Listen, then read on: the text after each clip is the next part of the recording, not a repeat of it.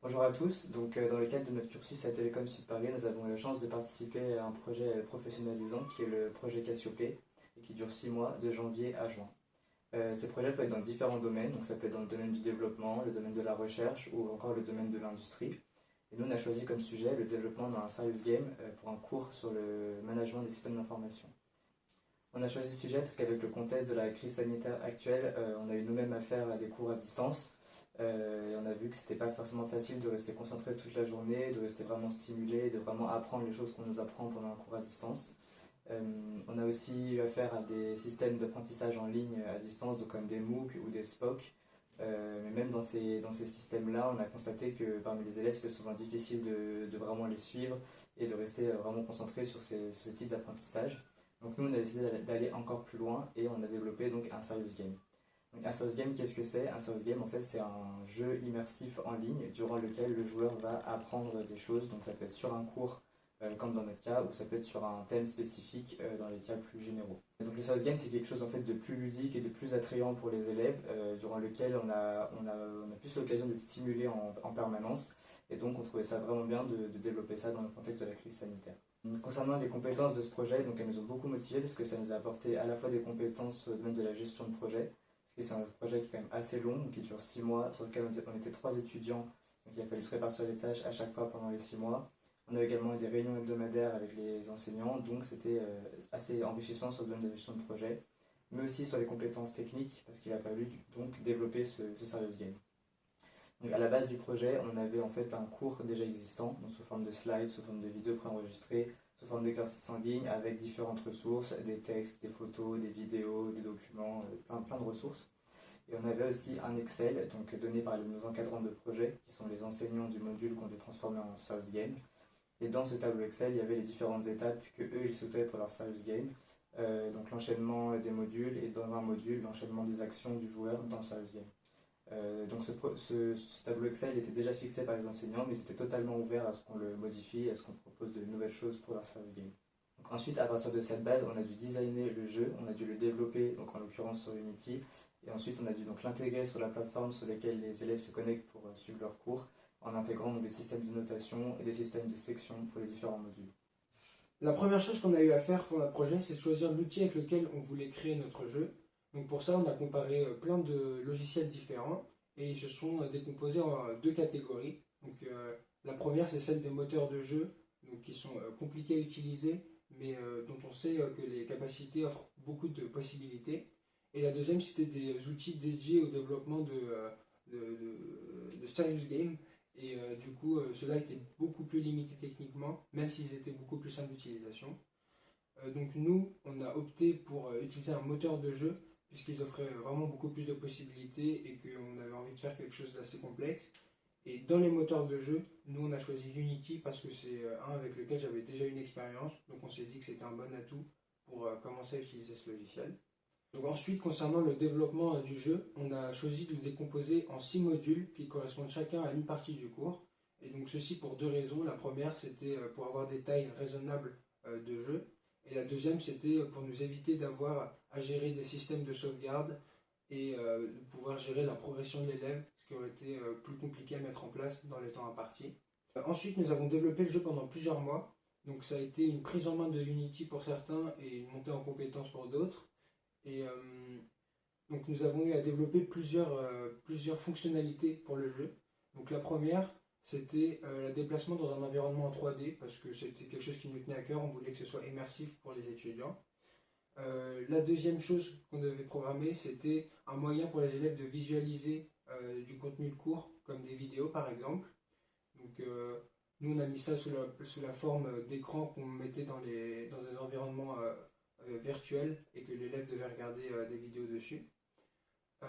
Une troisième chose qu'on a dû faire, c'était designer des documents avec du contenu de cours de manière plus immersive. Donc, par exemple, des choses comme des articles de journaux qui rentrent dans le jeu et qui sont donc plus simples à prendre en main.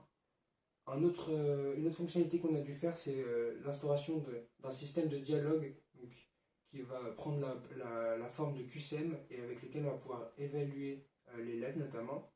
Et enfin, une des dernières fonctionnalités qu'on a dû faire, c'est un système de cases à remplir avec des questions libres où l'élève juste saisit sa réponse et elle est enregistrée, et ce qui lui permet de savoir ce qu'il a noté sur chaque case.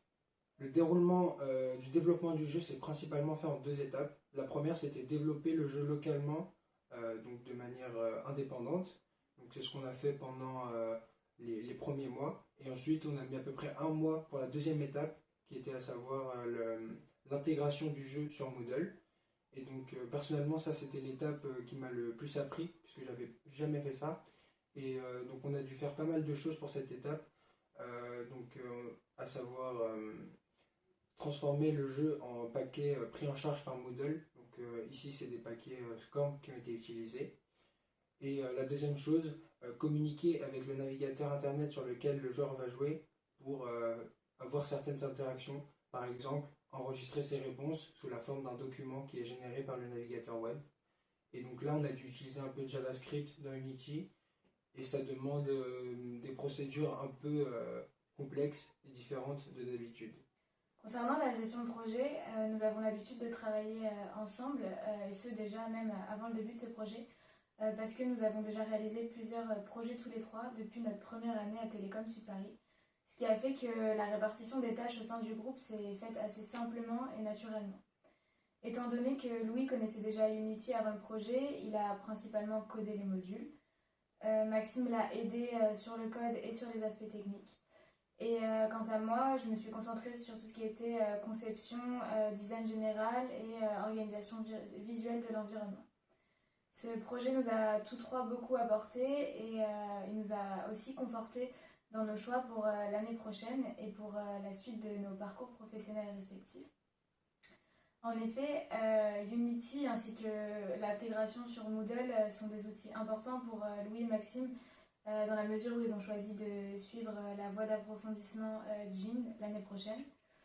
Pour ma part, je souhaite me diriger vers les domaines de l'audit et du conseil. Et en ce sens, j'ai pour la première fois eu l'occasion de participer à l'amélioration d'un système déjà existant, en suivant de près les différentes avancées et en apportant ma pierre à l'édifice. Au-delà des aspects personnels, la création de ce Serious Game nous a aussi permis de réaliser un long projet professionnalisant s'étendant sur 6 mois et de comprendre comment fonctionne le suivi des activités avec un client. En ce sens, on avait donc une réunion hebdomadaire avec nos tuteurs, à l'issue de laquelle nous rédigeons un compte-rendu que nous déposions sur notre outil de gestion de projet qui était Trello, donc qui nous permettait d'avoir un lien entre toute l'équipe et nos tuteurs. Nous y déposions donc tout type de documents que nous avions besoin de partager avec nos tuteurs afin qu'ils puissent nous faire des retours sur les différents travaux qu'on avait effectués. Nous avons tout au cours de ce projet rencontré quelques difficultés. Donc la majorité d'entre elles ont été d'ordre technique, étant donné que c'est un projet de développement. En effet, nous n'avions, pour la majorité d'entre nous, jamais utilisé Unity, ce qui a fait que nous avons eu besoin de regarder de nombreux tutoriels sur Internet et de consulter des documentations pour nous en sortir dans les tâches que nous voulions réaliser. Nous avons aussi réussi à faire preuve de détermination face aux obstacles que nous avons rencontrés et nous avons finalement toujours réussi à passer outre nos difficultés. Donc nous avons beaucoup progressé et appris autant sur les aspects techniques de Unity que sur nous-mêmes. Au cours de cette vidéo, on a donc fait le tour des aspects importants de notre projet. Nous tenons à remercier chaleureusement nos tuteurs, Lamia Benayoun et Daniel Lang, pour leur confiance tout au long de ce projet. Nous sommes très fiers d'avoir pu participer à ce beau projet et nous espérons que cela plaira aux étudiants d'IMTBS. Merci pour votre attention.